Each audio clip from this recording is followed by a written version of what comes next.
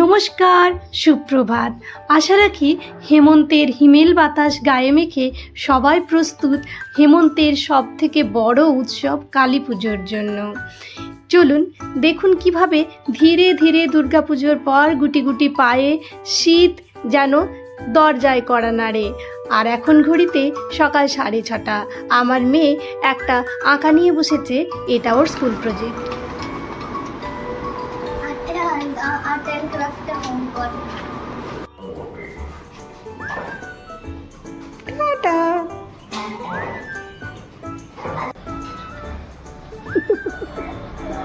সাবধানে। আর এই সময়টাতে আমার যেন মনে হয় বাতাসের সর্বত্র যেন হেমন্ত ঘোষণা করছে যে আর কালী পুজো মানে আমাদের হচ্ছে কলকাতা থেকে গ্রামে যাত্রা। প্রতি বছর এই সময়টা আমরা গ্রামে কাটাই পরিবারের সাথে, গ্রামের সাথে। আমাদের ভীষণ ভীষণ মজা হয়, আপনাদের সাথেও শেয়ার করব। তাহলে চলুন, প্রথমেই আমরা যে কাজটা করব সেটা হচ্ছে এই হেমন্ত সব থেকে বড় উৎসব অন্তত আমাদের জন্য এই শ্যামা পুজো বা কালী পুজোর জন্য। আর এই কালী পুজোতে কোনো বছরই আমাদের যেহেতু কলকাতায় থাকা হয় না, বাড়িতে যাই, তাই আমি প্রথমেই গোছাবো ব্যাগ। আর এই সময় এই অক্টোবর নভেম্বরে পুরুলিয়াতে কিন্তু হালকা হালকা ঠান্ডা থাকে। আর কালী পুজোর রাত তো বুঝেছেন, রাত্রের পুজো, তাই আমরা ফুল সোয়েটারও এখানে কয়েকটা নিয়ে নিলাম, সাথে বাচ্চার কয়েকটা টুপি নিতে অবশ্যই ভুলবেন না যদি কেউ পুরুলিয়া যাচ্ছেন। তার সাথে দিনে গরম থাকবে, তাই পাতলা জামাও নিতে হবে, মোটামুটি ফুলহাতা জামাও কিন্তু এখানে আমাদেরকে নিতেই হবে। এরকমভাবে শাক থাকাতে একটা উপকার, সেটা হচ্ছে হঠাৎ করে যদি একটু একটু ঠান্ডা লাগে, তাহলে অল্প ঠান্ডাতেই, নভেম্বরের ঠান্ডাতে একটু কাজে লাগবে, একটু ফ্যাশনও করতে পারলো। আর উপরে এটা থাকলে চলুন, ব্যাগপত্র প্যাক করে নিয়েছে, একটা ট্রলি হয়ে গেছে, কয়েকটা শাড়িও নিয়ে নিলাম। এবার এটাকে বন্ধ করে দেব। এর মধ্যে আমি কিন্তু আজকে বেশি রান্না কিছু করতে পারিনি, একেবারে খুব সাদামাটা একটা রান্না করেছি। পটল দিয়ে বানিয়েছিলাম মাছের ঝোল, এটা ভাঙর মাছের ঝোল, আলু পটল দিয়ে। আর কুমড়ো কলমি শাক আলুর একটা একেবারে জিরে ফোড়ন দিয়ে, অল্প জিরে গুঁড়ো দিয়ে সবজি বানিয়েছি। এটা খেয়ে ওর বাবা ভাত খেয়ে বেরিয়ে গেল টিফিনপত্র নিয়ে। এইবার আরও একটা ট্রলি এখন আমাদের বাকি আছে, চলুন এটাকেও প্যাক করে নেব চটপট করে। নিয়ে নিচ্ছি প্রথমেই জিন্স, পেটিকোট, এইগুলো ব্যাগের নিচে। এইগুলো দিলে কি হয়, ওপরের জিনিসগুলোর ভাঁজগুলো নষ্ট হয় না ট্রলির নিচে, তাই এগুলো দিয়ে অন্যান্য জিনিসগুলো তারপর নেব। ওর বাবারও কয়েকটা ড্রেস এখানে আমি নিয়ে নিচ্ছি।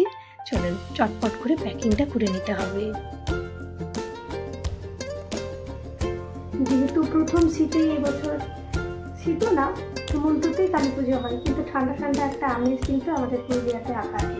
তাই যদি কেউ পুরুলিয়া যাচ্ছেন, অবশ্যই কিন্তু একটু হালকা এরকম ফুল টি শার্ট, বাচ্চা বা বড়দের জন্য বা নিজেদের জন্য ফুল হাতা কিছু ড্রেস নিয়ে নেবেন।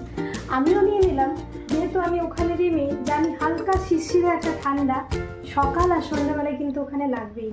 তাই বাচ্চার জন্যও নিলাম আর ওর বাবার জন্যও নিলাম ফুল হাতা কয়েকটা ড্রেস।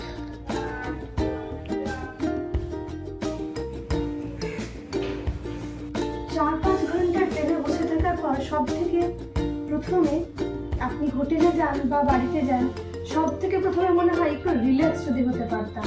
তাই আপনি রিল্যাক্স হওয়ার মতন যে ড্রেস আছে সেটা আপনার হতে পারে যে আপনি ট্রাউজার বা টি শার্ট বা নাইটি জাতীয় ড্রেসগুলো সব থেকে উপরে রাখুন। তাহলে কি হবে, গিয়ে পরেই যখন আপনি ফ্রেশ ট্রেস হবেন, আপনার খুঁজে পেতে অসুবিধা হবে না। দীর্ঘ জার্নির পর কিন্তু ব্যাগ থেকে কিছু খুঁজে বের করা খুবই মুশকিল।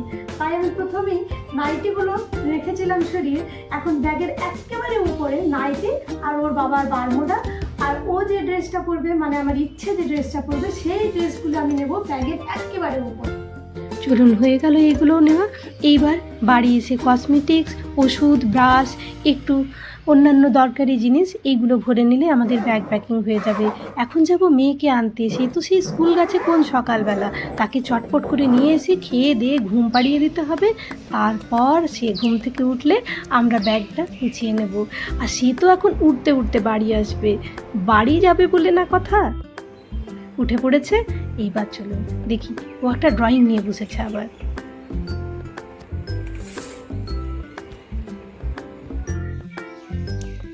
হাতে কেন স্কেচ পেন রং লাগাচ্ছ? আরে বাবা এখানে স্প্রে করতে হবে না স্কেচ পেন দিয়ে, কেন? কারণ মাঝে যাচ্ছে। আরে বাহ, এটা তো দারুণ করলি তুই। বাহ, সিঁদুর রাঙা পুরো কপাল থেকে হয়ে গেল। বারে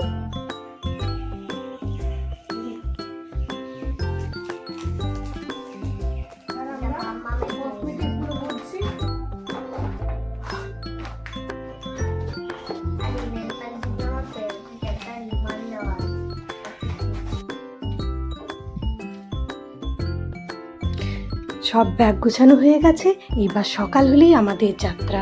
আশা রাখি আজকের ব্লগ আপনাদের ভালো লেগেছে। যদি ভালো লেগেছে লাইক শেয়ার সাবস্ক্রাইব করে সাথেই থাকবেন। সবাই ভালো থাকবেন, সুস্থ থাকবেন, সবাই আনন্দে কাটান কালী পুজো। আর এতক্ষণ ধরে ভিডিওটা ধৈর্য ধরে দেখার জন্য আপনাদেরকে আমার আন্তরিক ধন্যবাদ।